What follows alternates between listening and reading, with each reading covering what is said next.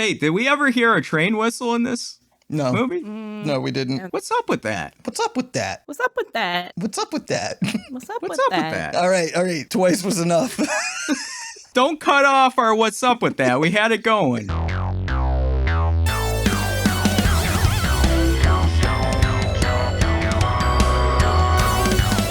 Did you say train to Busan? Like choo choo. Yeah. On the way to Busan. I was going to say, that's Or not wait, what bussin' is. Oh my God. Wait a minute. Don't you Is have that a a son to teach you these things? Yeah, bussin'. I'm cool. I'm hip. What's bussin'? I've got the lingo. Bussin'. Yeah. No cap.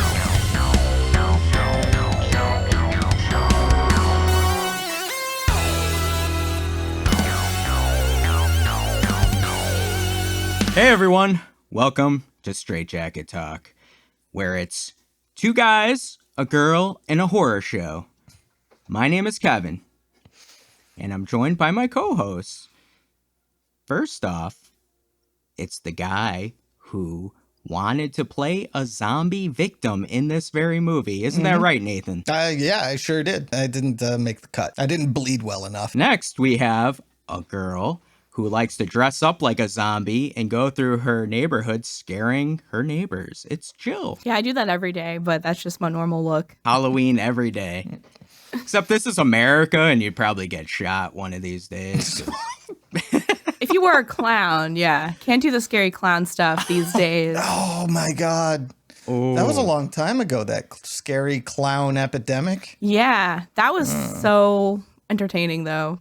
Yeah. Bring it How agree. upset people got about it was actually kind of hilarious. Yeah. I get it, though. That's scary. Yeah. It's funny when it's not What I happening lo- to you. Yeah.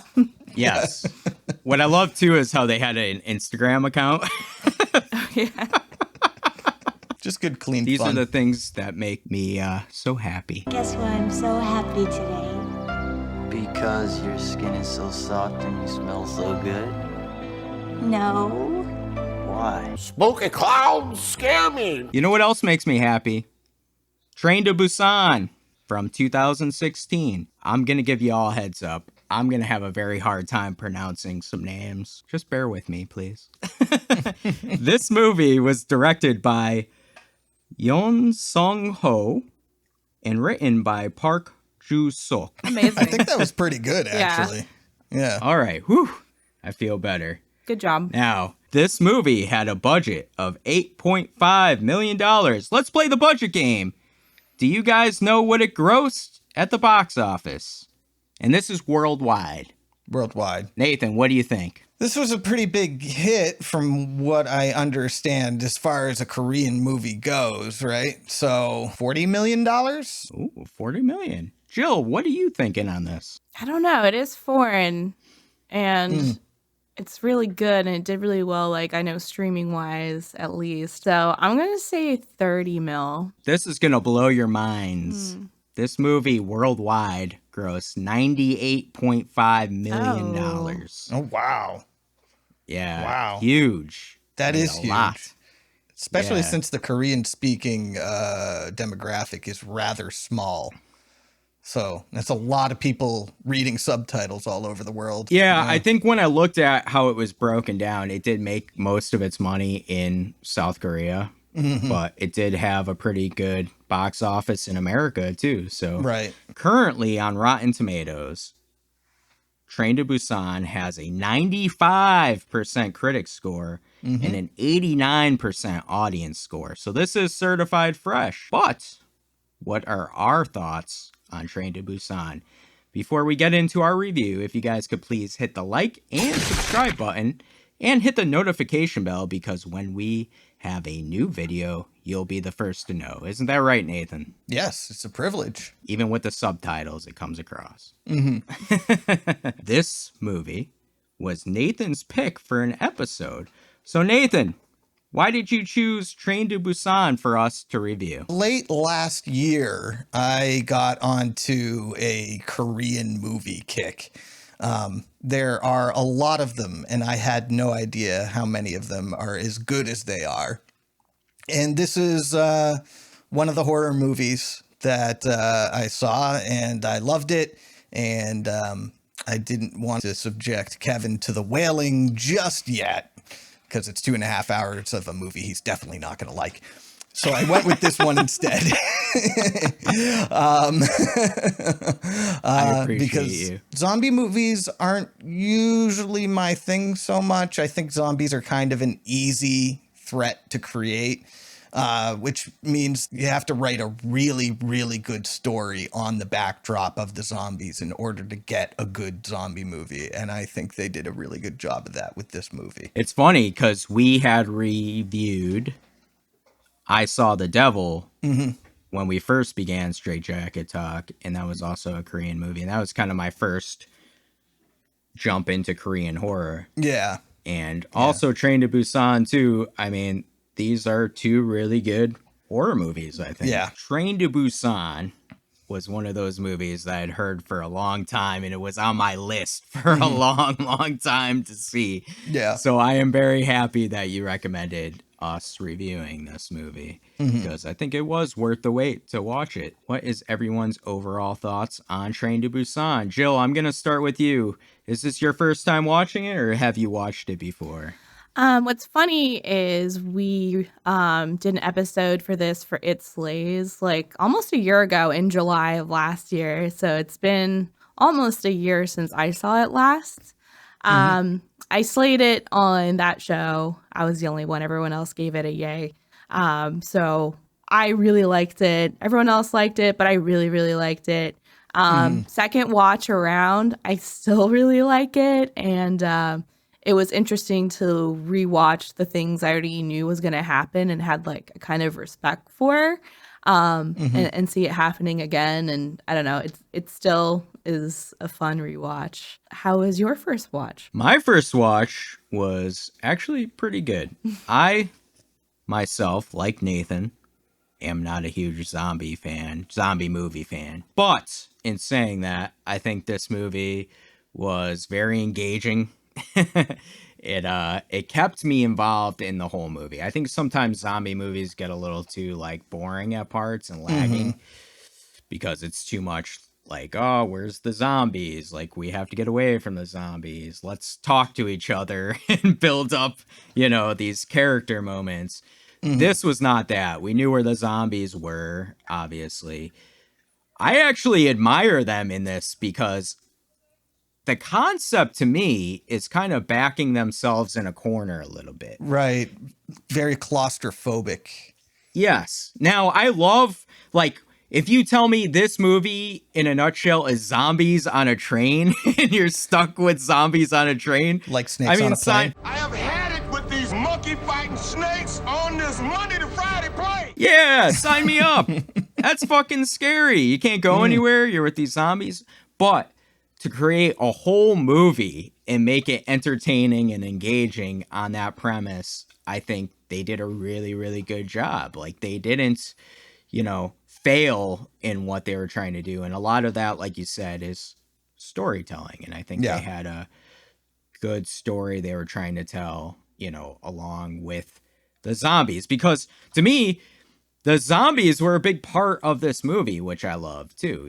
They were really always there. There was very little in where they weren't involved in this movie. That's very true. Nathan, I want to know, so this is one of your better movies that you like, but can you rewatch this movie is what I want to know. How is the rewatchability for you? Oh, this is my third time rewatching it.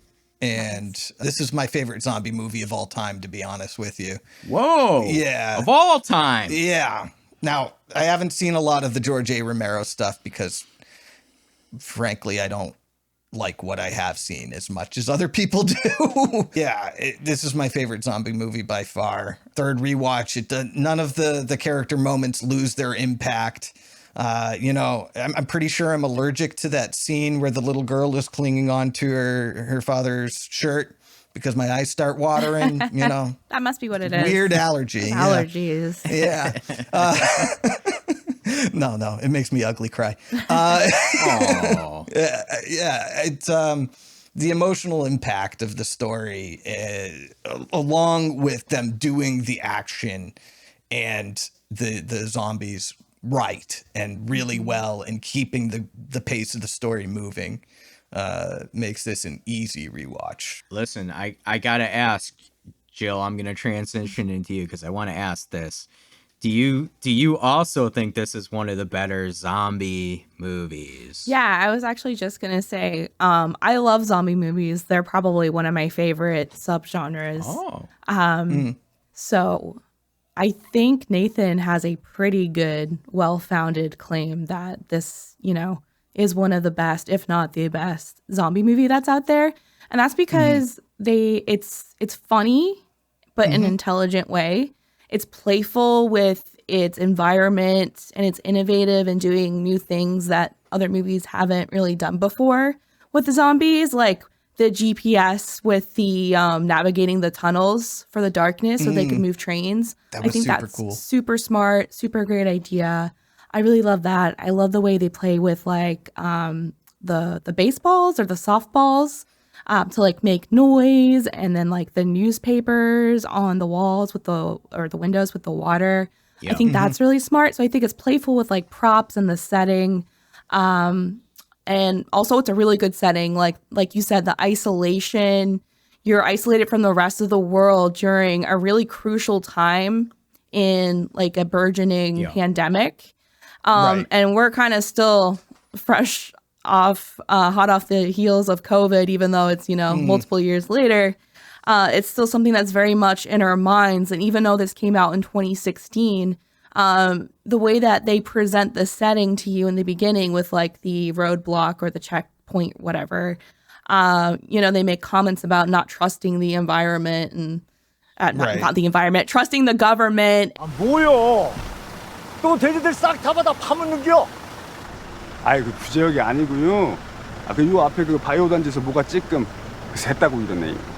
아 별거 아니에요. 좀 때도 그러더만. And like things with the environment and what humans are doing to the environment and seeing the effects of that. And then also you have that reanimated deer.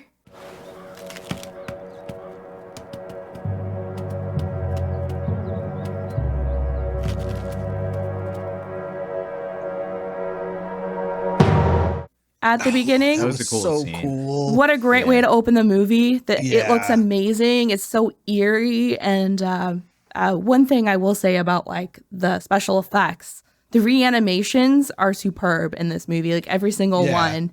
It's so quick. It's so jerky. It's so creepy. And then It's like they cut frames out of the movie. yeah, or something exactly. Like that. Yeah, that's so cool. It really adds Makes to you it. I so love the makeup. uneasy. Yeah.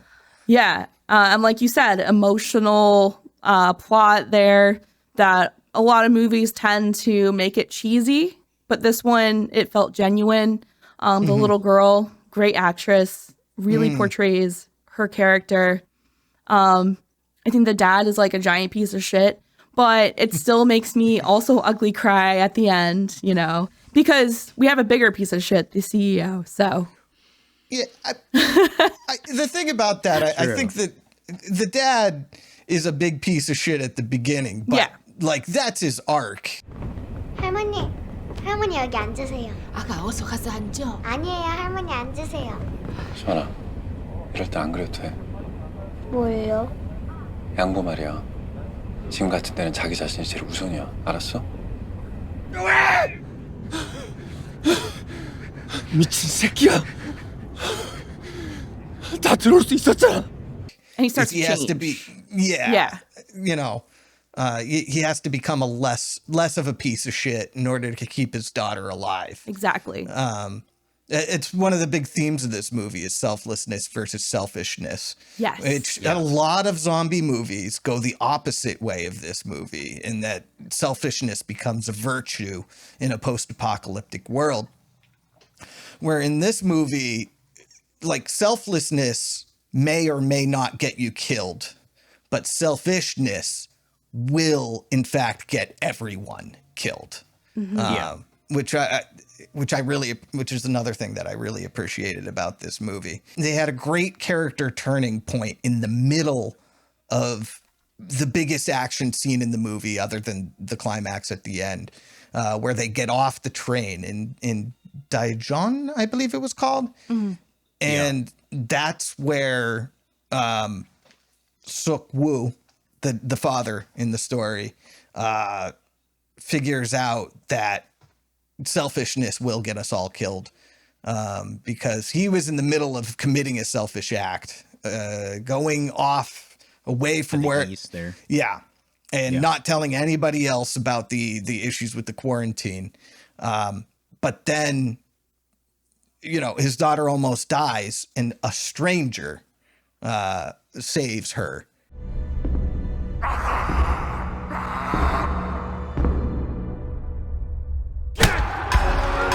And then he almost dies and a homeless man saves him. And that's when he sort of realizes, what I think about the world and only save yourself, it's not going to work. We need cooperation. We need self-sacrifice in order for any of us to survive. I love that you brought up the homeless guy, because I think the daughter and the father are great foil characters of each other. So you have the little girl who's innocent, but she's still emotionally more mature than her father at her young age. And she is so selfless, and she creates this bond with like the pregnant lady and her husband. And then in the end, they're the only two left, and it's their selflessness, because that pregnant lady saw the little girl right at the beginning and decided to save her, and they kind of kept each other alive. And I love that they're the ones who get rewarded for that behavior at the end. I think it's the CEO guy who makes a comment about the homeless guy, and he's like, you know, stay in school. Talk about this, you're going to end up like this guy. And then she goes, my mom says that, like, not nice people say that or whatever. 야, 꼬마야. 너 공부 열심히 안 하면 나중에 조아저씨처럼 된다. 나오세요. 우리 엄마가 그렇게 말하는 사람은 나쁜 사람이랬는데. 나오세요. 니네 엄마가 공부 열심히 안 하셨나 보다, 야. And it comes back full circle to kind of help her, and I love that. And that was actually a really great way to establish that COO character as the antagonist. You know that this guy's going to be the big piece of shit in the movie, because he goes, after she says that, he says, oh, well, your mom must have flunked out of school, huh? Yeah, that was so like, rude. Oh, no, this guy's going to be a dick. Yeah. He's gonna be a huge problem in this movie. That guy deserved a worse way to go out. Oh my God. Think, you know? Yeah. I mean, he was, like you said, he was the main, you know, antagonist. And, the main human antagonist anyway. Yeah. I mean, obviously the zombies are the antagonists, but. Well, you know what, like you said though, with going back to like the George Romero movies, right? What George Romero established in his original Night of the Living Dead movies is this formula for what makes zombie movies kind of work well, right? Because it's not necessarily about the zombies themselves. It's about humans and how we react when this happens, and how, and kind of a look at becoming what they are in a way. Like we're cannibalizing each other a little bit. You know, we're working against each other. We're being selfish, you know, in these situations instead of working together to solve this problem as in zombies, you know? And I think what I don't like about most zombie movies and shows like The Walking Dead, come at me. I don't like The Walking Dead much either. Sorry. I like a little bit of The Walking Dead. Some of the seasons are great. Don't get me wrong. But I think my overall problem with zombie stuff, and I'm including Infected as well, because it's I don't make a distinction between the two. Yeah, any like biovirus or like anything like that. It's just different ways to get to the same result, which is people who want to bite and eat people. They're zombies. Exactly. And my issue is it is too much about like the human drama going on. Right. You know, it's like we have all these human problems, and then, oh, look, oh yeah, there's zombies over here like doing their stuff. I think what Train to Busan does really well is they balance it and make the human problems that are going on interacting with the zombie problem that's going on. Like they're giving reasons why, you know, these people are bringing up like, you know, like with the dad, you know, and that being selfish and his selfishness and is demonstrated during a zombie action scene. Instead of, I don't know, somebody stole the food or something, and now we're arguing for the next 20 minutes until zombies show up. The CEO too, like Jill said, the CEO, you know he's a scumbag, but you know he's a scumbag because of his actions and what he's doing. 친구요. 원래 구옥한에 있었는데 사람도 구해가지고 일로 넘어온대요. 구해? 저쪽에서 이쪽으로 사람들을 구해서 저 괴물들을 뚫고 상처 하나 없이 감염 안 된 거 확실해? 감염 안 된 거 확실하냐고!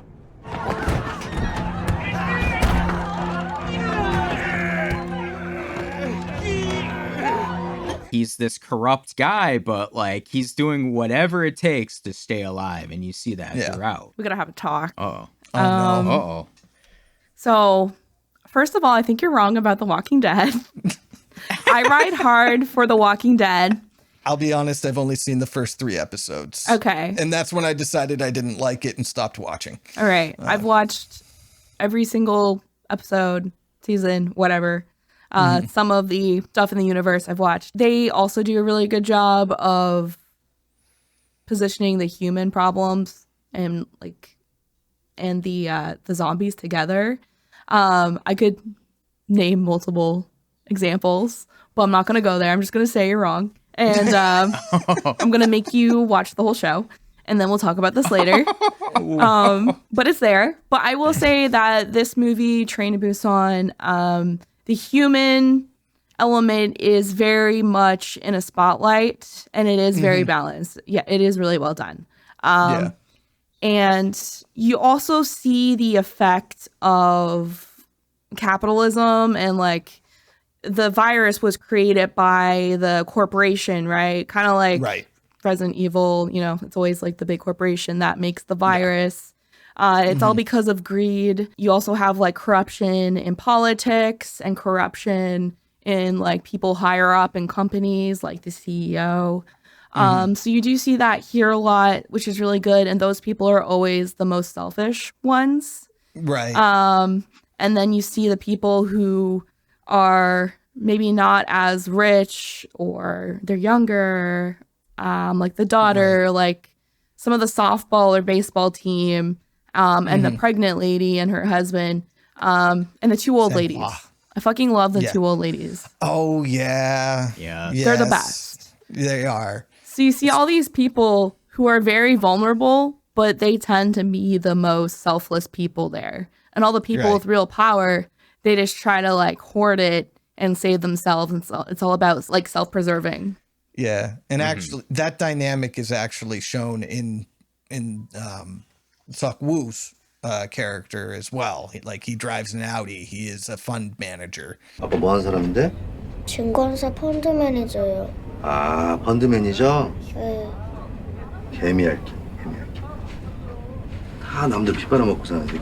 And he learns to be more like the vulnerable people you're talking about, like the homeless man especially comes to mind. I think though that's who he's like this cold person, you know what I mean? Yeah. Like it is like him developing like throughout, but he's like, you can see emotionally he's cold. He's reserved, you know, in some of the scenes we see at the beginning where he's watching his daughter's like rehearsal in the camera a little bit, you know. The recital, Yeah, it's like, you know, so he has to break those down, and eventually he does when he's alone in the bathroom in one of the scenes and he starts crying to himself.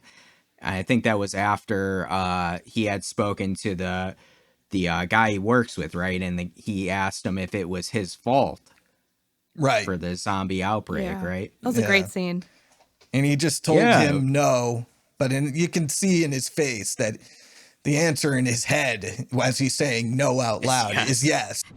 이 난리가 난 거랑 우리랑 상관없는 거죠. 예? 우리 그냥 시키는 대로 하는 사람들이잖아요. 이거 제 책임 아닌 거죠. 예? 김대리, 그거 김대리 잘못 아니다.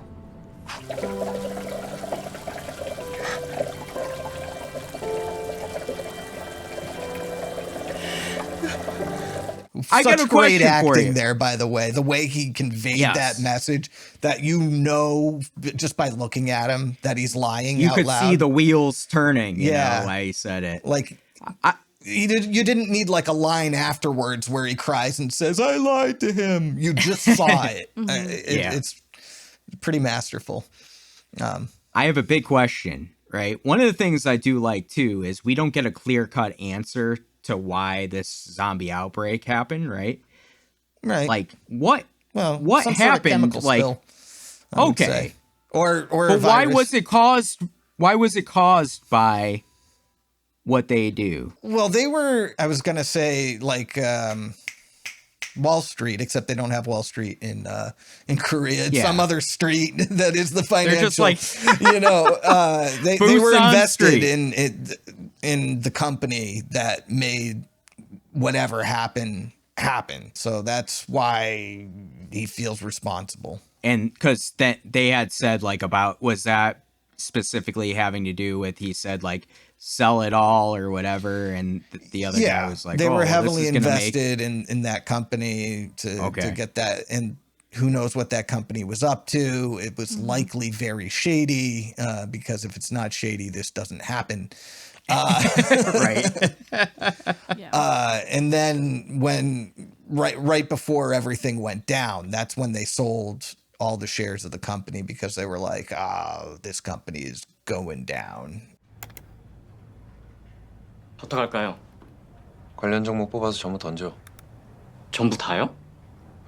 Like you saw the article about like all the dead fish washing up on the river or whatever in the beginning, and you know, the signs were there, and nobody in the company or the government was saying anything to anybody to try and get anybody to safety, even though everybody knew something really horrible was about to go down. Within the financial higher ups and in the company, probably in the government as well, to be honest. No, I mean, I liked how like we didn't get like a clear cut answer as like, oh, this happened, right? You know, and this is what's going on. But I did like Jill was saying too, like how they're kind of stuck on the train, but they have those TVs and can kind of see what's going on in the world. That's kind of scary, really. Oh yeah, because they're stuck in their environment, and that's when the two sisters, like, people riot over anything. In the old days, they'd be re-educated. Like, whoa, whoa, like Korea. 뭐가 안 되지? 나를 저렇게 뻑하면 대모질이고. 옛날 같으면 저런 것도 싹 다 잡아다가 그냥 정신 번쩍 차리고. 예, 그런 말 하면 못 써. Kevin. Dang. Yes. I have a question for you, since I think I made a comment. Is this on The Walking Dead? No. About this being a good Father's Day flick, you know, on the themes of fatherhood and sacrifice. And just going back to that moment that we were talking about in the bathroom. And then the macho guy, I'm just going to call him the macho guy. The guy who's just punching people, punching zombies. Sang-hwa. Yeah. Sang-hwa. He says, someday she'll know you did all of this for her. Dads get all the shit, blah, blah, blah, blah. But it's about sacrifice. 아빠들은 원래 맨날 욕먹고 인정 못 받고 그래도 뭐 희생하고 사는 거지 뭐, 그래? I'm not a parent, and neither is Nathan, right? So I just wanted to put you on the hot spot and just ask you what you thought of that as a dad. When I watch movies that have this dynamic, I do think like in my head a little bit like about my kids and like putting myself in that environment. And it has changed me a little bit, because before I could watch any horror, but then you watch like specific, like even like little kids stuff happening to little kids, that affects me. Like I don't When Evil like Lurks. to see that. Yeah, When Evil Lurks, It, you know, the new It at least, you know, there's some of these that like affect me more, and this is definitely one of those too, because of the dynamic that was playing out. Yeah. I have trouble with this a little bit, and I'm kind of confused a little bit, because I don't know if it's a situation where we as the audience need a little bit more, backstory and exposition. Mm-hmm. But is he a bad dad, technically, because he is selfish and wants to work, and he wants all these things for himself, and he's a cold person because you can see he is cold, but that doesn't necessarily make you a bad dad. And or is it a situation where he's working to provide for his, because sometimes people, and not just dads, get into I gotta provide, so I gotta work, and I gotta just keep going, and they kind of lose sight, not knowingly create this environment where they're not giving their kids love, and they're not doing the right things because they're so focused, so I don't know. What do you think, Nathan? You think that? Well, I mean, I'm not a dad, so it's hard, but specifically in this movie, I think, because I don't know what it is. I do think to some extent he's trying to be a good dad, but he's failing miserably because his priorities are fucked up. Yeah. And you could say, oh, he's trying to provide, he's working, but he also drives a brand new Audi. He can afford to make a little bit less money, right? Not everybody, you know what I'm saying? So he's trying to impart life lessons on his daughter, like that scene where he's like, oh, you should always finish what you started. I saw that you stopped. 노래하다 말았지? 맞지? 네. 왜 그랬어? 끝까지 해야지, 바보같이. 모든 일이 그래. 시작하면 중간에 포기하면 안 되는 거야. But he's not really doing the one thing he needs to do to be a good dad, which was go to the recital. Yeah. Right. So I mean, I don't want to say, I don't think he was a piece of shit from the beginning. I think he had bad priorities and he had lessons to learn is really what it comes down to, because he's making poor decisions in both parenting. And obviously he made poor decisions in his relationship as well, because, I mean, there's that scene where Suwon says, you only care about yourself. That's why mommy left. 아빠는 자기밖에 몰라. 그러니까 엄마도 떠난 거잖아요. Which was had to be a dagger right in the heart. Yeah, that was rough. Yeah. So that's kind of what I think about it. I don't think he's a bad dad. I just think he has been making some really bad mistakes. So I don't know. So you asked the question, Jill. What do you think? At the beginning, there was a really good quote. Mm-hmm. And I'm not saying this is my favorite quote or anything. I'm just backing up what you're saying. His mother, so the grandma of Suwon, she's like, it's a crucial time in his daughter's life too, because he's talking about how it's a crucial time at work. 요즘 좀 중요한 때라서 그래요. 낮에 학예회에 너 안 와서 수환이가 되게 서운해하더라. 요즘 중요한 때야. 수환이한테도. And he just missed his daughter's recital. Yeah. And I think it's really sad, especially with the ending of the movie, because, and it's extra sad that it's his company that kind of funded or started the downfall, right, of not only him, but his potential relationship with his daughter. He's never going to get that back. Right. What he could have spent with her when he was working, and then he'll never get the chance to remedy that because he's dead because of everything. And it's really sad that he creates this character arc in the middle of that when all this is going down.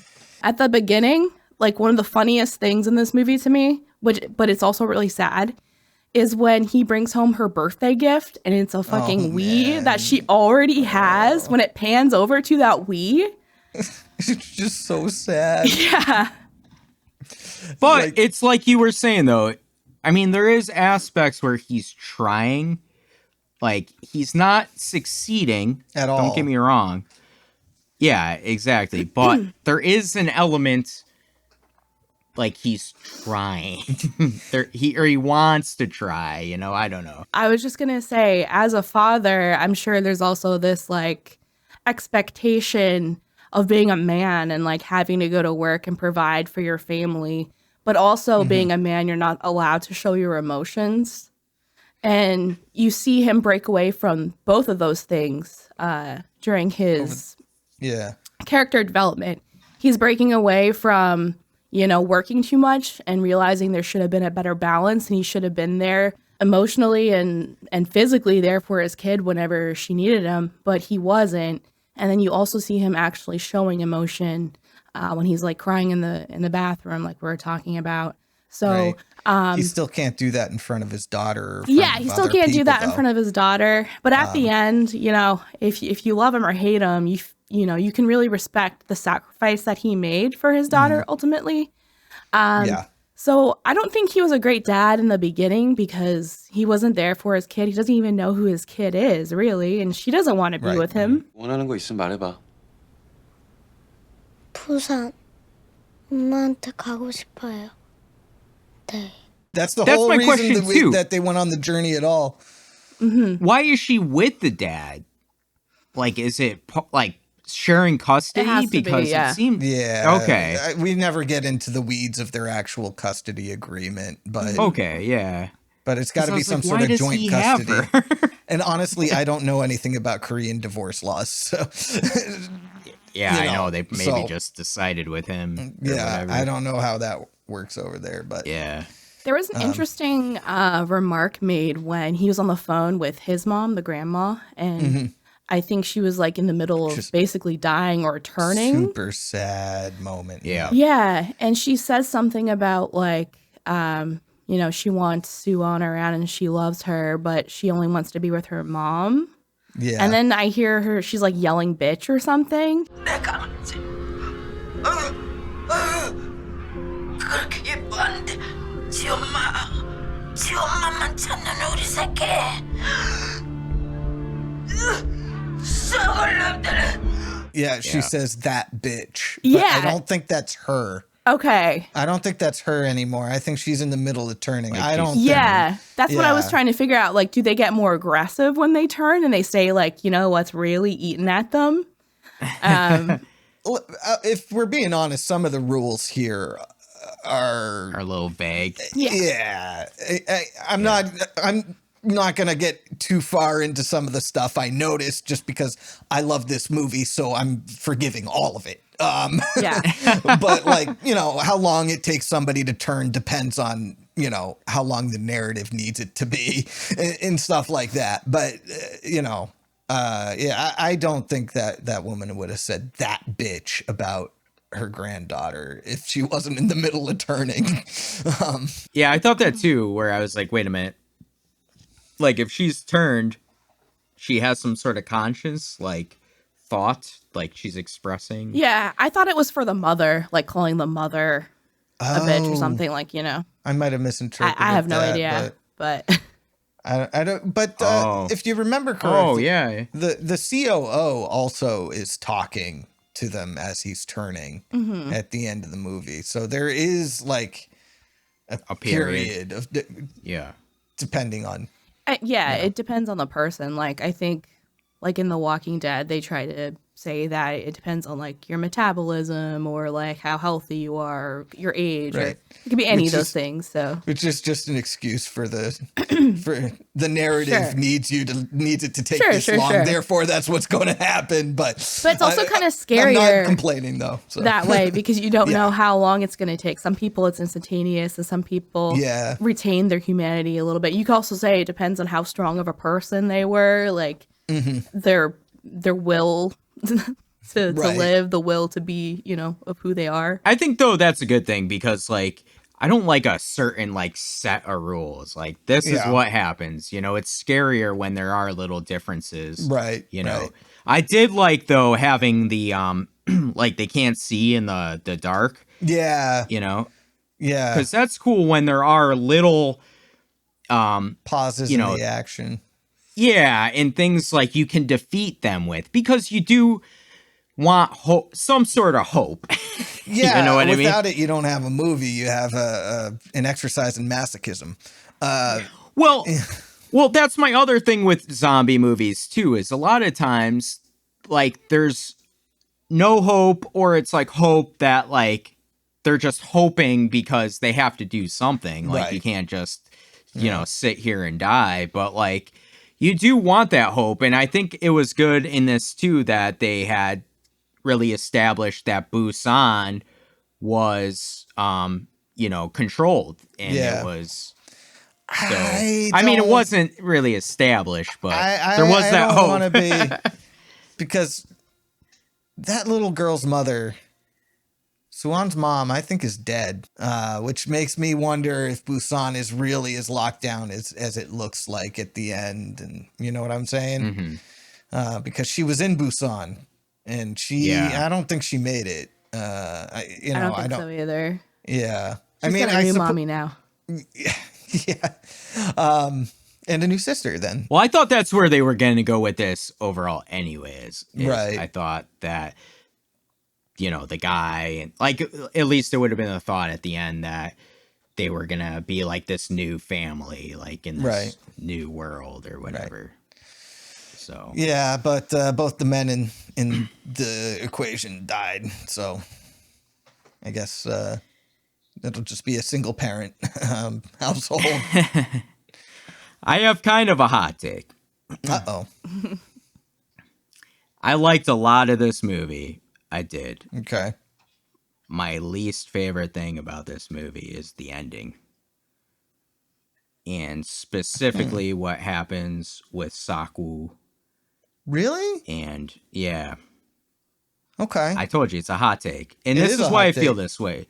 Yeah, this is why I feel this way, right? Because this whole movie has this character arc that we're on with him, right? It's a redemption angle, Yeah. He's changing who he is. Like we talked about, he's becoming more selfless. He's being more aware of like, hey, I should have been there more for my daughter. And like, I'm going to do what it takes to get her to Busan. He's really encompassing this. And then he gets killed. Like, it feels like it's not, and I get it, like, it's too cliche, like, okay, like, he survives, and, like, there's a happy ending.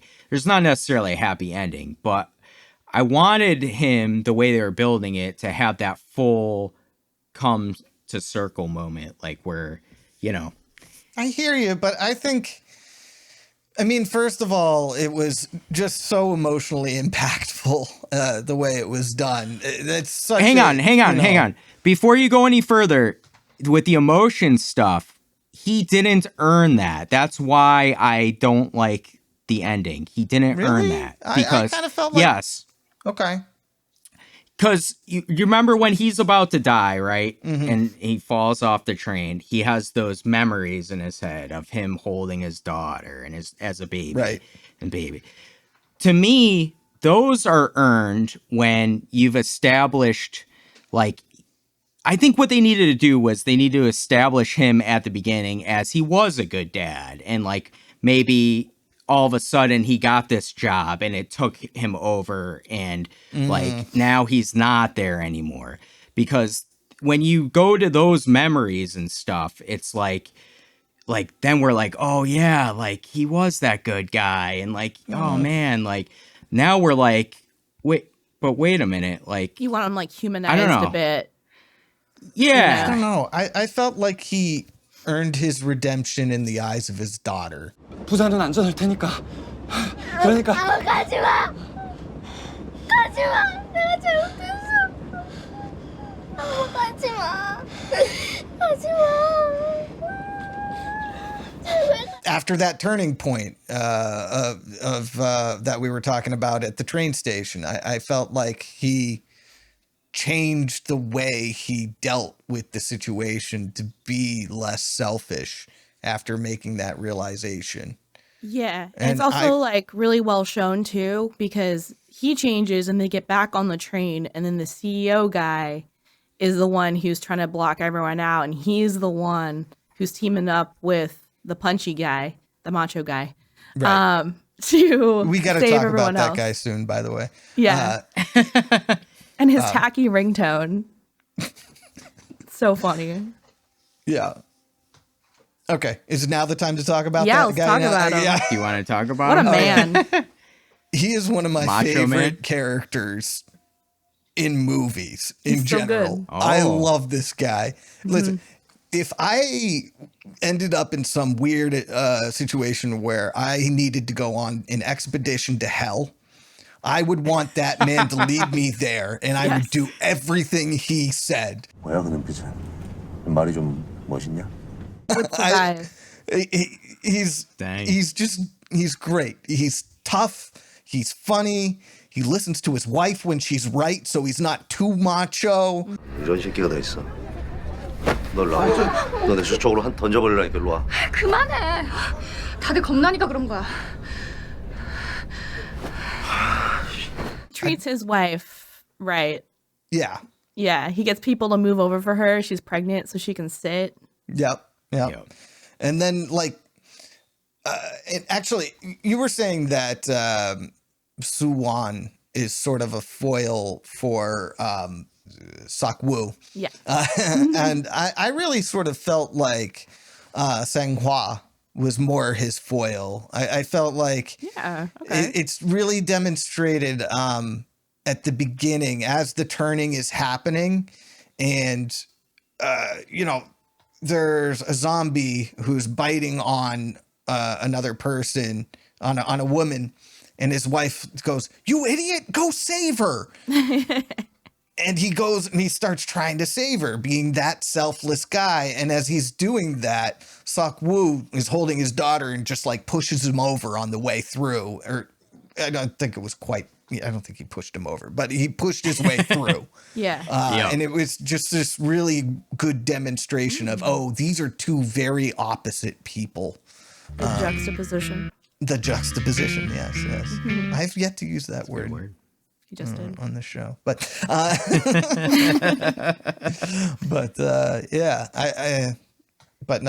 think that guy's great with his Do you think he tacky helped ringtone. inspire him to step up and be there for his daughter when this man who's not even a father yet is being a better father to his unborn child in front of him, I was gonna actually say inspiration for the character arc. Yeah. Yeah. That guy.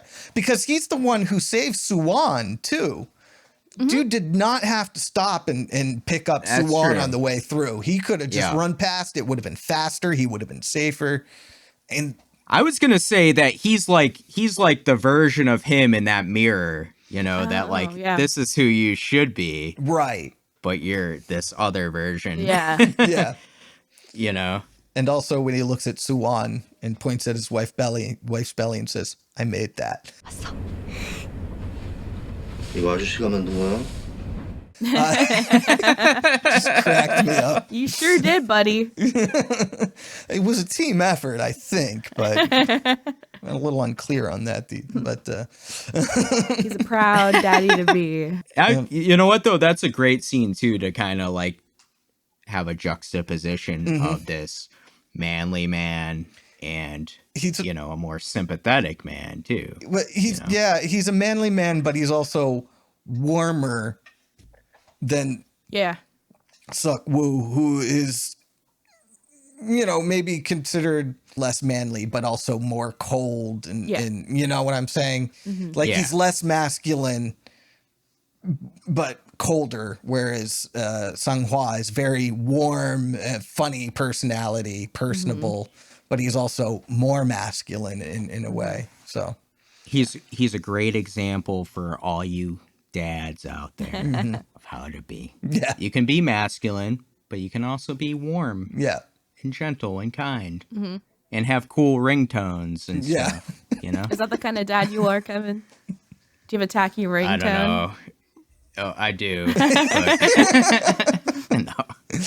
I don't know how to work my ringtones. God. My ringtones is what it is. I don't know. You know what? That makes you more like him, because if you remember correctly, Sak-woo's like, "Why do you have such a tacky ringtone?" And he goes, "What's wrong with my ringtone?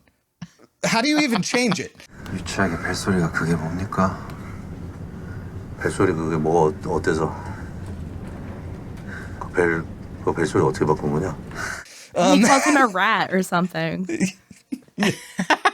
Yeah, I think that's funny rat or something like that. Yeah, there's some. I did good like male too how he's bonding like in that scene right there. he's calling Sok Woo out. He's like, you're one of those. What did he say? What's his job? He's like a trader, A fund or manager, I believe, is what fund they call manager. him. Yeah, Something to do with stocks and bonds. Not a or fun whatever. manager. Yeah, No. not a fun manager. No, not at all. He thought he was doing something with that we. He really Funniest did think thing. he was doing something with that. Oh man. Hey, listen, we've all been there. Maybe not, but we all think we have the perfect gift, and then we realize, right, not good. You know. As a woman, I can't relate to that. Oh, I love giving gifts. That's like my love language. So I feel like I'm good at giving gifts. But there's a whole psychology behind gift giving and how much you spend and how much that person will actually appreciate it based on what you spend. But right, I won't get into that. Okay. I'm terrible. But at yeah, giving he doesn't gifts. know his daughter. Yeah, no. Well, the thing is, he gave that Wii to her on Children's Day. Yeah. He's given her 2 Wiis now. It's like He doesn't know his daughter, and he has no relationship with her. Doesn't know how to have a relationship with her. He's not there Yeah. at all. yeah, it's hard to know somebody when you're not around them. Yeah. And that's his problem. And he doesn't seem to understand that. But Mhm. unlike Sang-hwa, who, he's not accidentally. He's going to be at that recital. Well, Right. not And- now, but he would have been. That Maybe is his also- zombie form will be there. That was he another totally scene would. that got to me. It's just like, Yeah. He was so He good. went out a badass way. Yeah, he you know, did. the way he should go out. That's the sort of guy he was. Yeah. He was gonna do what it took to yeah, fought to the end. I thought what was cool too is even though most of this movie does take place on a train, they didn't make the whole movie take place on a train. Mhm. About 90% And we had of the it, scene. but- Yeah, but we had the scenes where they changed things. Right. I was originally thinking that, oh man, this whole movie is going to be on a train, and then we're going to get to like the station, and then blah blah blah. Right. But they try to get off at that station, and that was a cool scene. Right. Where we realized that the zombie problem is worse than they were thinking because it has taken over like the army.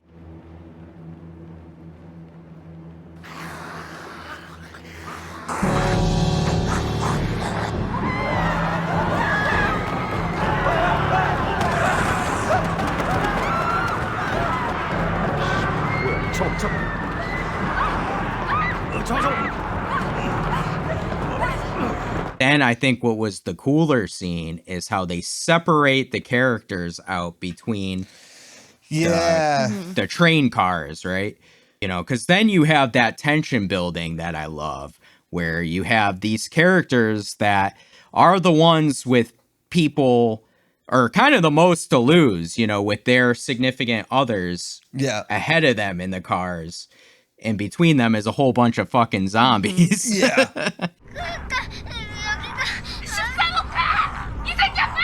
성규야! 우리 소환이에요? 괜찮대? 13호 화장실에 있대.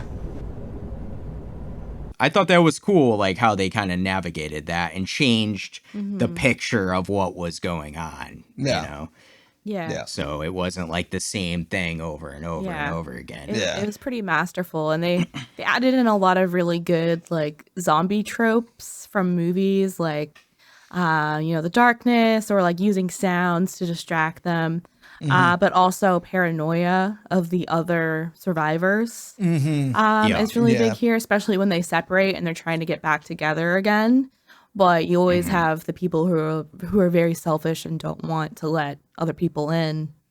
So that was a really good point of tension there too. It really Yeah. cemented the COO there as the villain Yeah, of the big bad. story. Why were they all listening to that one guy? Because they were scared and he was the loudest voice. Yeah.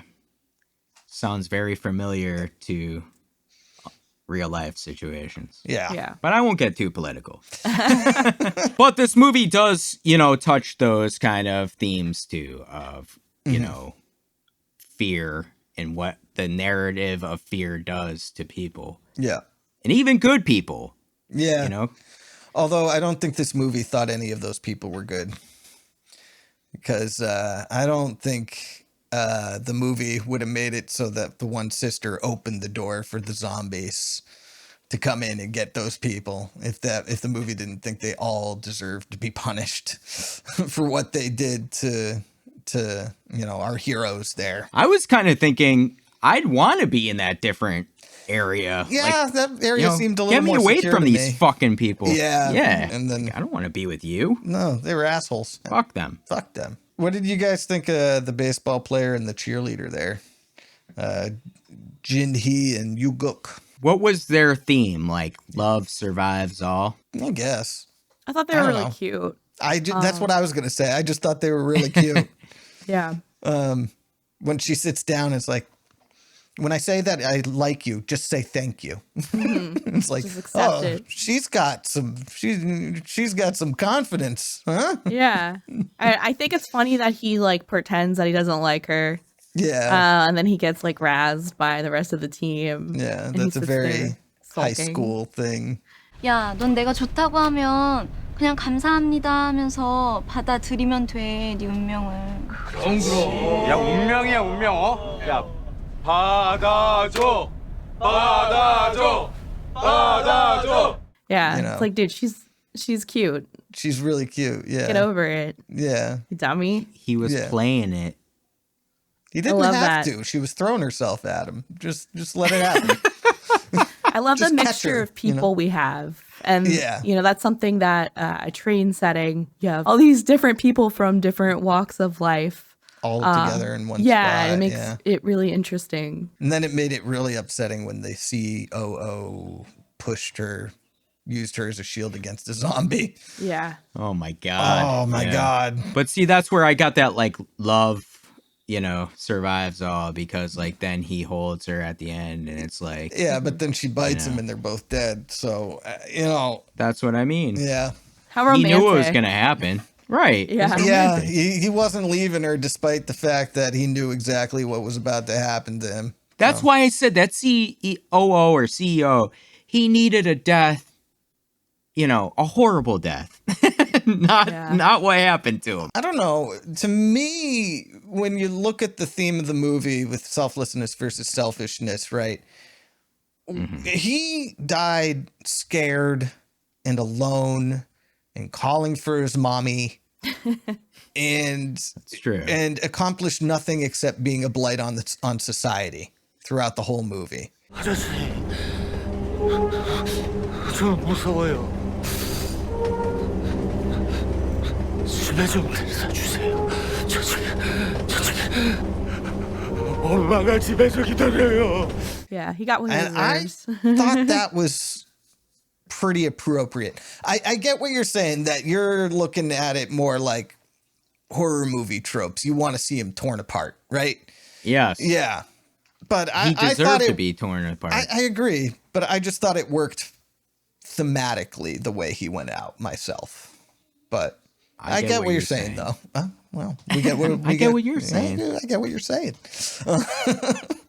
I wanted him to die the way the train conductor died. Yeah. Unsung hero of this movie, though, by the way, that guy. The train conductor. Yeah. He's just having a shit day at work when it comes down to it. He really But he's is. getting his job done, damn it. 승객 여러분께 알려드립니다. 우리 열차는 현재 전방선로가 차단된 관계로 이곳 동대구에서 멈추게 됐습니다. 저는 이 방송이 끝나는 대로 바로 차량 기지로 가서 운행 가능한 열차를 좌측 끝선로 위에 올려놓겠습니다. 뭔 소리야 이게? 좌측 끝선로 위에 올려놓겠습니다. 부디 생존자분들은 안전하게 이동해 주시기 바랍니다. I gotta punch that time card. Yeah, exactly.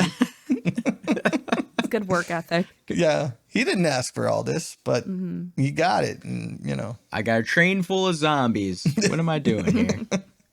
Honestly, the train seemed, once you get the glass all covered and the zombies can't see it. It feels like the train's like the safest place to be. Yeah.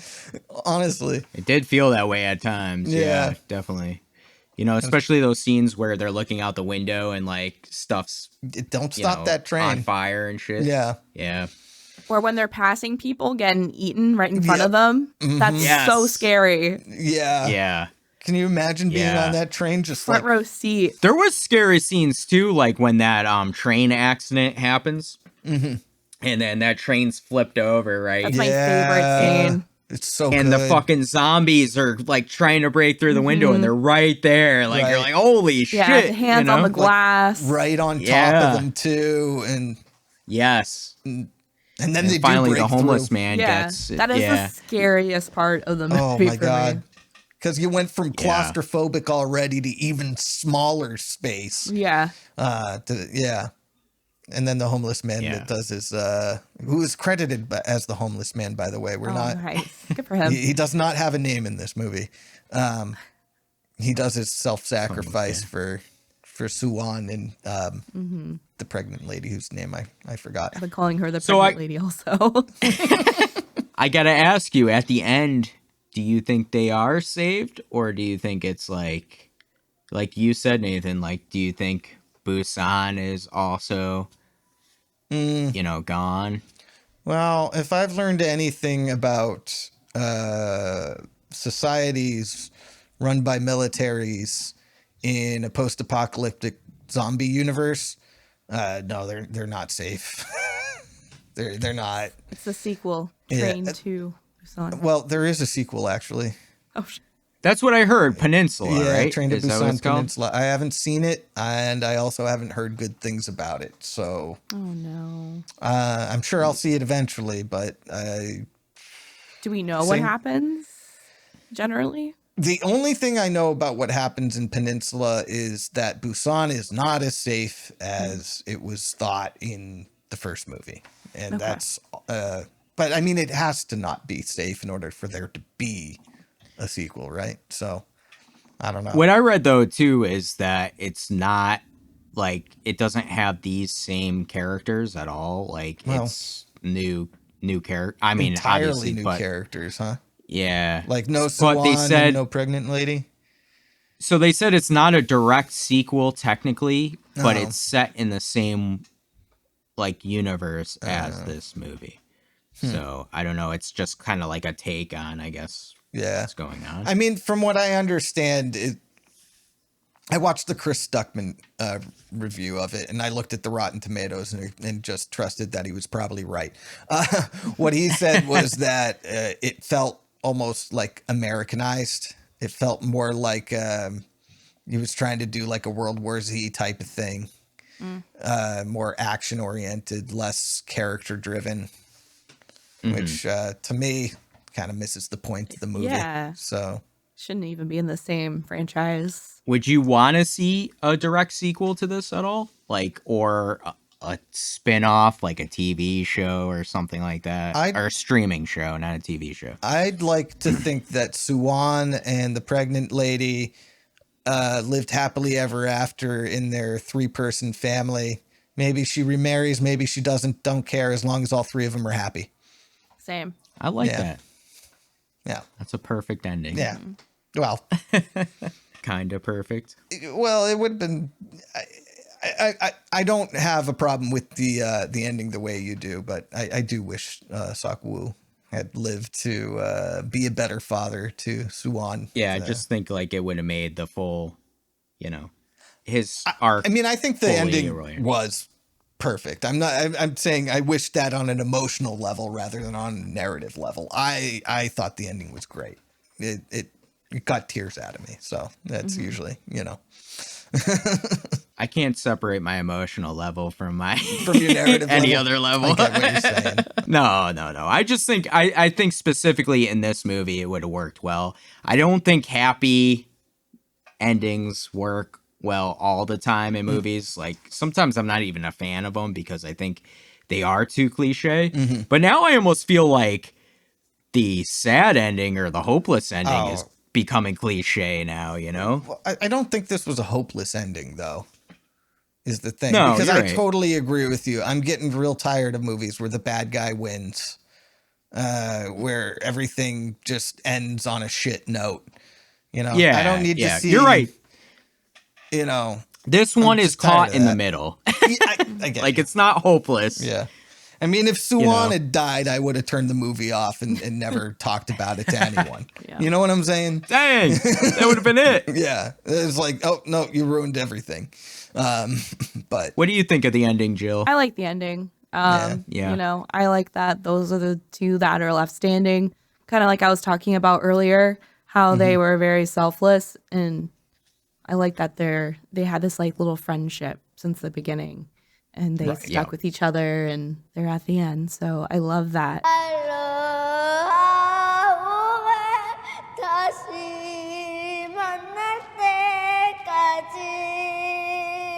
Going back to what we said about sacrifice, I'm not a parent, but I think being a parent is totally all about sacrifice, just from like seeing what my parents have done for me over the years, and my sister. So I can totally relate to that on that level. And I think that it's really poetic, I guess, that, you know, the dad made the ultimate sacrifice of his life for his daughter. And it's sad, and I love that it's a sad, happy, like bittersweet ending. I agree with that. Yeah. Oh man, you got my eyes I was gonna all say, watery. are you getting emotional? You're like A touched? super emotional ending. You have to be real good to get tears out of me in a movie. I don't know these people for real. You know what I'm saying? Like, It's like an Armageddon where Bruce Willis shoves Ben Affleck out and is like, I always thought of you as a son. Holy shit.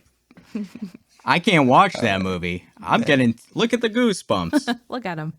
Don't Look at want to him. close my eyes. Oh, Nathan.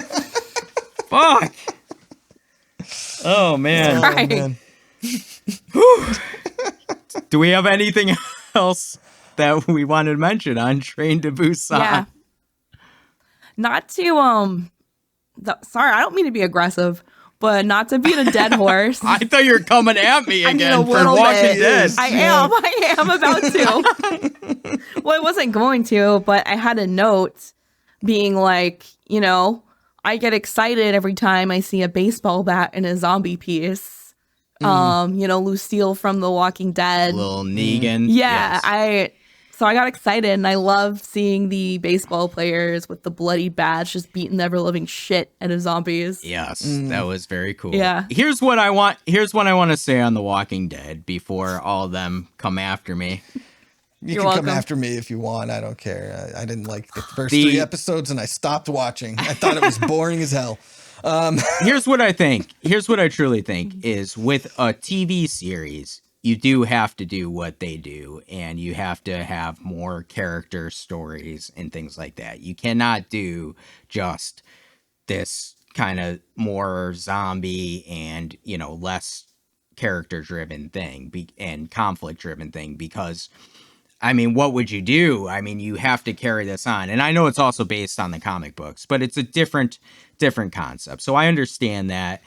And I'm just saying, I don't know. I think some of it's good. Don't get me wrong. I want you to rewatch it because it gets so good. How long? Hold on. That first episode. I'm sorry. I love the first episode. What How do you mean? long are we going to hang out in this fucking tank? I'm sorry. Let me tell you I was something. just like, what? We've been in this tank for 20 minutes. I'm so done with this tank. I guess. But I don't know. I love the first. I love the whole first season. It's so good. I like John Berthel a lot. Like, he's one of my favorite actors. Mm-hmm. I did like his arc there as Shane. I would have picked Shane over Rick Grimes, but anyway. Yeah. Me too. Yeah. Rick gives me the ick. Icky Ricky. Oh, shit. Grimy Rick Grimes. Dang. And can we talk about the beginning was ripped off a little bit from 28 Days Later. Okay. Uh-oh. Maybe it was Maybe it was a little nod instead of ripping off. A little homage, if little you will. homage. Yeah. There you go. Yeah. All right. I'm down with All right. homages, so I'll agree with Jill on You'll that let it one. slide. Yeah. I'm just saying, Walking Dead is Mhm. fantastic, and it does have a lot of good, humanness in the stories. It's not just zombies coming at you. Yeah. Right. 28 Days Later is another good zombie movie. That's Yeah. like my second favorite zombie movie. All right. I think it's time for quote or kill. I have my favorite kill in this movie, and it's something we touched on earlier when one of the older ladies opened the door of the zombies and let them all in that train car. I just love, the imagery as they're tearing apart.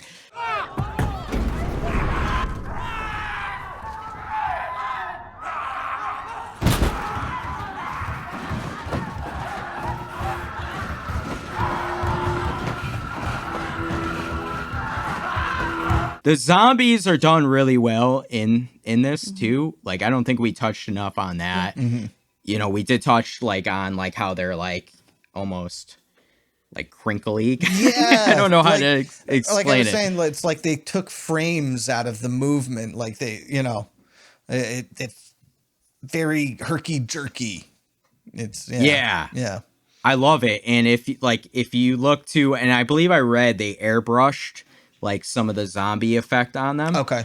But Yeah. it looks very like they're overtaken with some sort of virus. Yeah, the veins. Yeah, the veins. Yeah. Yeah. It looks real It looks good. very realistic in a way. Like if this was to happen, what would they look like? You Right. know? And Yeah. I think that was done really well. And the kills, the gore are done really well. I like how it's not quick a lot and of it's gore though. But it's it lets your imagination kind of run with it. That's you what know? I was going to say about your favorite kill there is something I really liked about that is you feel like it's more horrific than what you see on screen because it just cuts, it almost immediately cuts to Suwon and all them in the other car and you just see hands against the door. But it's almost like you remember more gore in that scene than there actually is, which is just a sign of how well done it was. That's my favorite way to do real gore too, where it shows you little things of gore, but it lets your mind do the rest. You know what I mean? It's not, like we've talked about before, it's not like the over the top, the Terrifier gore that sits there and makes you watch it. This is clips, and then you're the rest in your mind. You're like, oh, yeah. And it's so well done that you don't feel like you're lacking or missing anything. Right, exactly. Yeah. All right, Jill, how about you? That's actually my favorite one as well. And I love her little monologue that she does. Oh, yeah. I feel like it belongs in an anime. 당신같이 꼴 좋다. 저 살궁리는 안 하고 허구한 날 다 퍼주기만 하더니.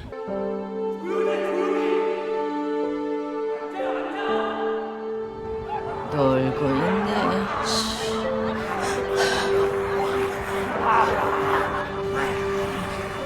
참 고생 많았다 언니. It's touching, but it's also kind of funny to me. And it's badass. Yeah. It's badass what she does. She calls her sister an idiot. Yeah. Those two characters are so funny. Yeah. By the way, I love that they're there. Yeah. And you cannot make an Asian lady look old, no matter what kind of wig you put them on, or put on them, or makeup. They look so young. They don't even look like old ladies. I was thinking that too. Yeah. Like they could have be our great age. skincare. Yeah. over there. It's holy shit, they're my age. Yeah. But they put a gray wig on him. Yeah. So I went with the kill as well. Well, okay. My favorite quote is the "I made that" quote. We've already talked about it. Yeah. It's hilarious. My favorite kill was actually Sanghua.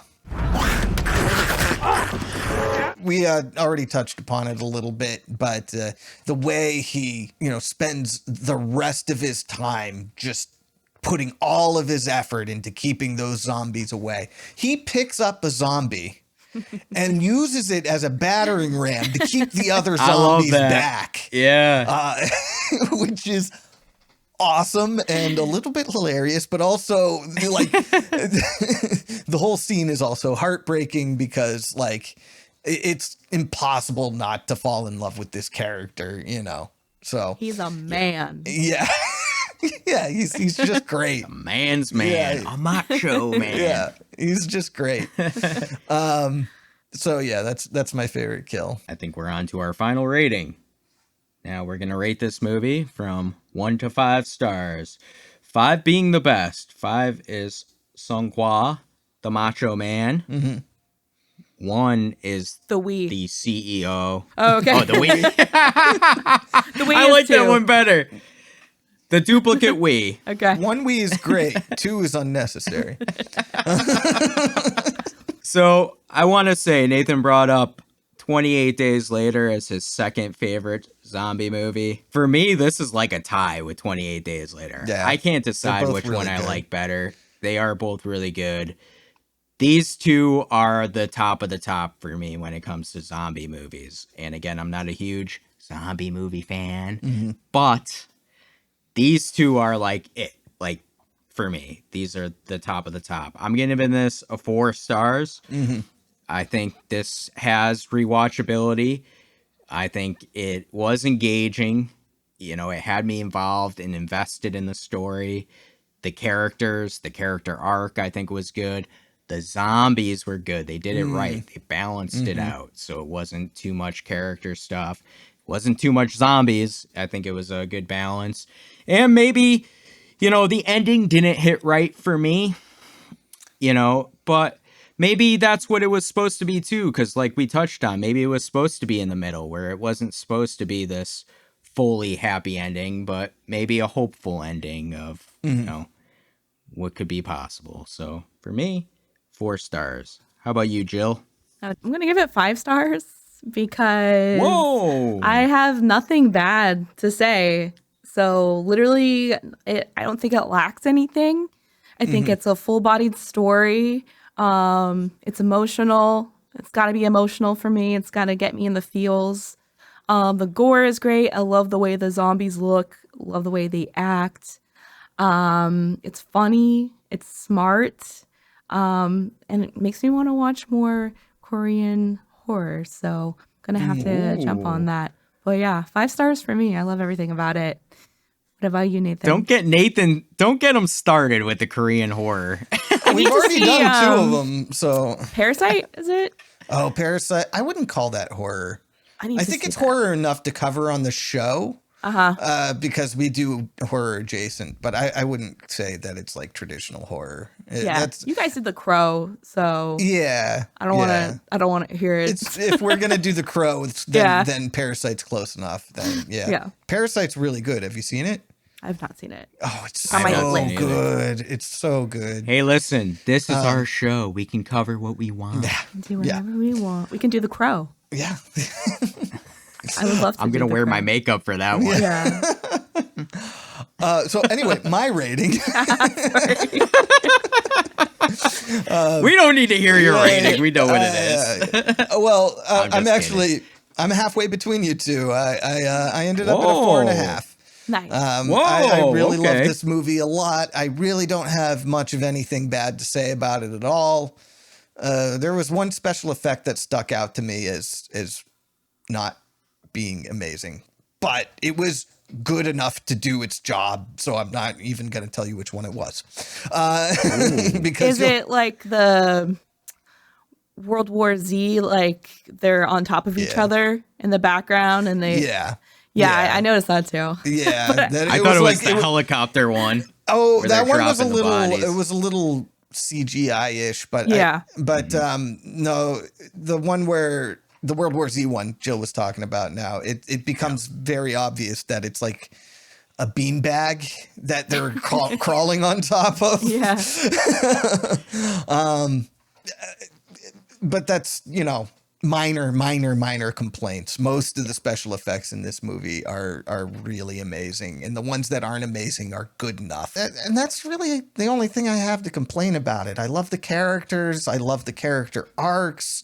I love hating that CEO. I just really love hating that guy. Yeah, I love this movie. 4.5 stars. You know, the one big thing this movie was missing was some nudity. Who are you going to get naked in this movie? And where? Sung-hwa. There you go. You know what? I wouldn't mind. I want to see what he's packing. Well, he's a real manly man, so. Exactly. Whew.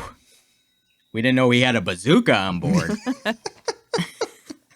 Better security on those trains. Right. Well, one thing we didn't touch on. Hold on. Does either of you really, really want those trains to come to America now? Yeah. Those are nice trains. Those trains have bathrooms. Like the trains in Boston minus basically are zombies. bathrooms at this point, and those trains have bathrooms instead. Yeah, let's overhaul our transportation. America's public transportation systems are horrid compared to what they're on over there. But we also have a lot more area and rural area. Yeah, well, the public transportation where I'm at basically just doesn't exist. Yeah. We have a bus that comes by every 2.5, 3 hours or something crazy like that, and it barely goes anywhere. So we're basically stuck on horse and carriage still over here. Oh yeah, you're Amish. We're the cowboys. Now, before we go, we want to do our content consumed, where we're going to let you know what we've been up to. What have we been watching? What have we been listening to? What are we reading or gaming?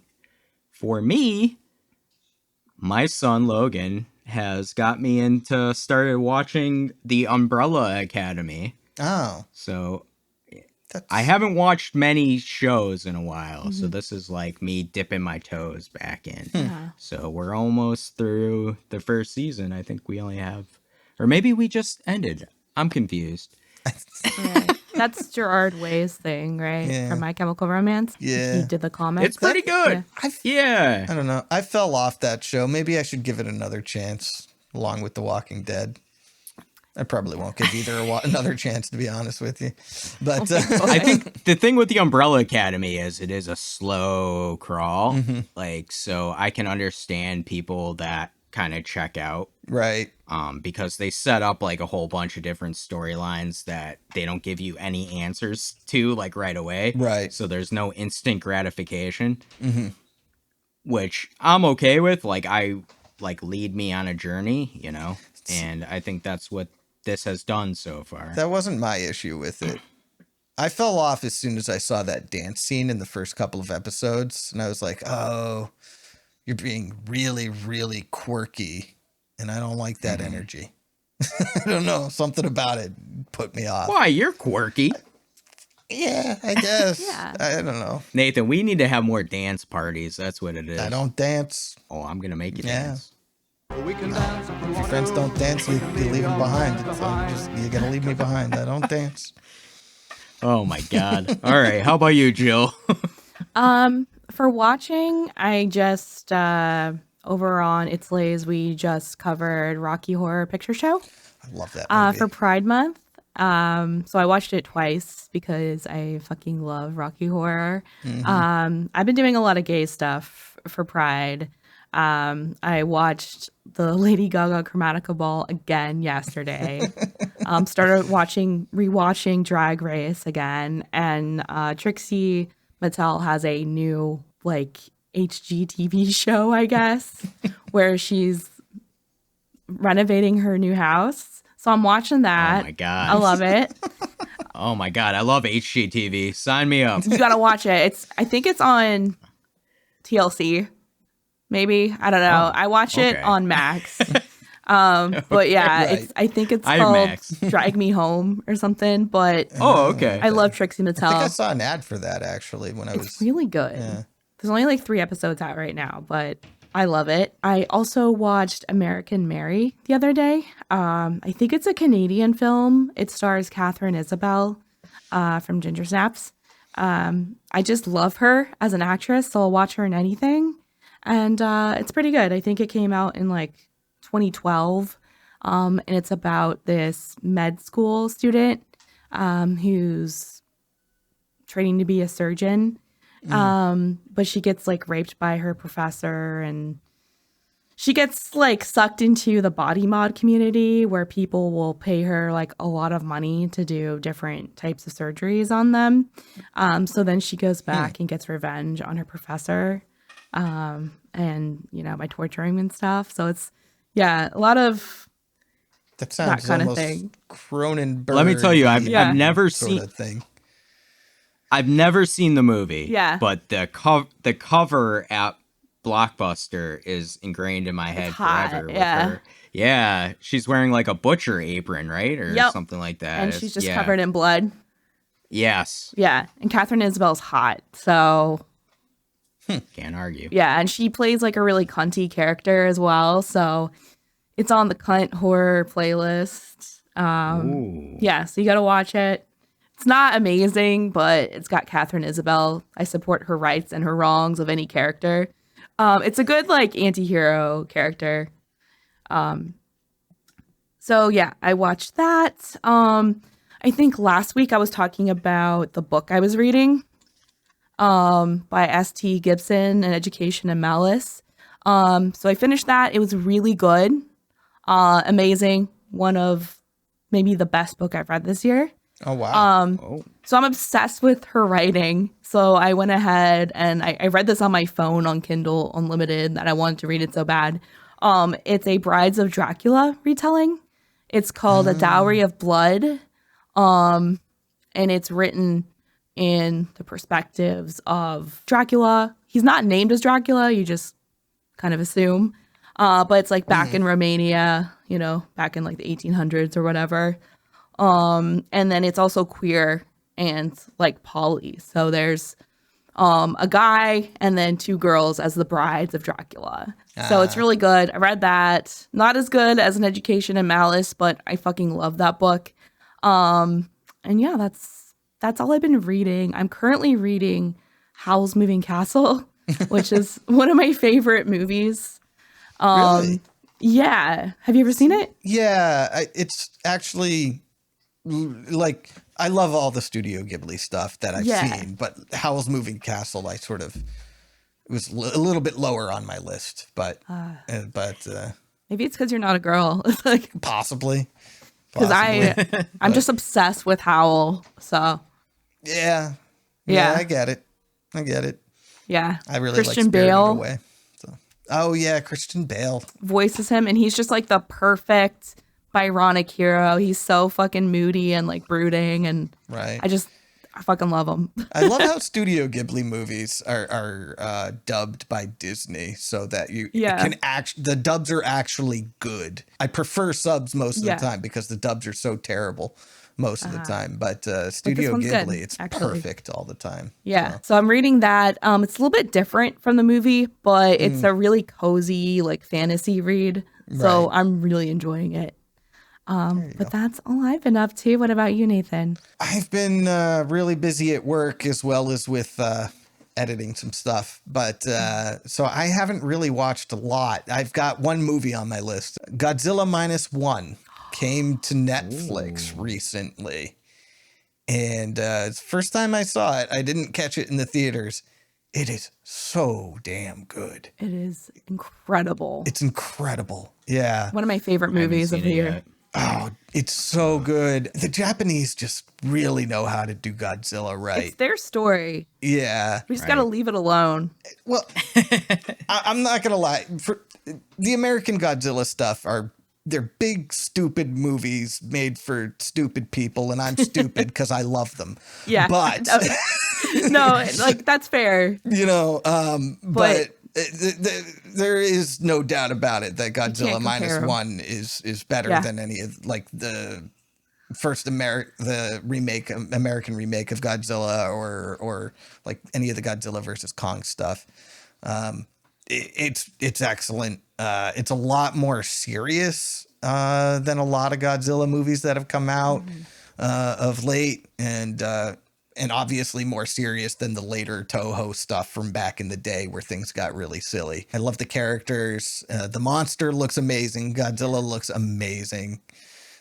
He's terrifying. Oh my God. I don't, Yeah. you know, Godzilla in the American movies doesn't scare me. In this movie, he was scary. Yeah. But yeah, I would highly recommend to anybody who's ever been a Godzilla fan in their lives, see this one. Even if you fell off since your childhood, which I did a little bit. But Even if you're not a Godzilla fan, I feel like anybody would watch this and think it's amazing. yeah.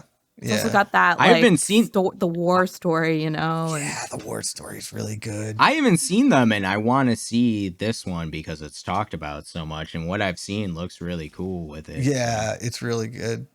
Have you not seen any of the Godzilla movies? Not really, no.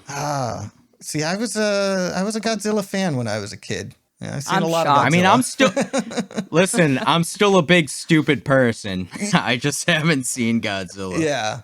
Well, I mean, I don't know, those old movies. they're an acquired taste at this point, I think. When I was a kid, I thought they were the most amazing thing.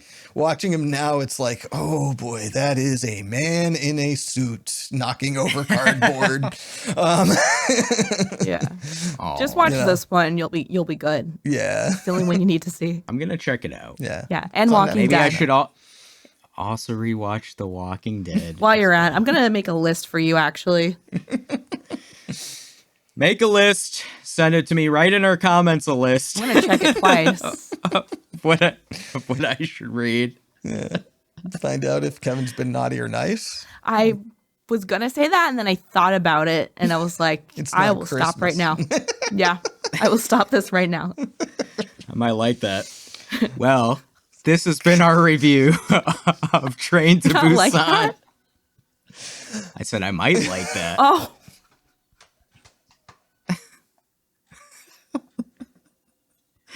We'll be back soon with another episode.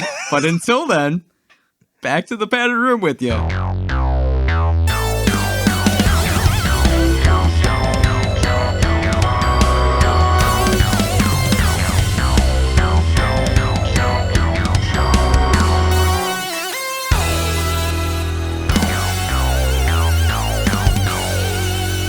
We deserve to be in that padded room right now. Yeah.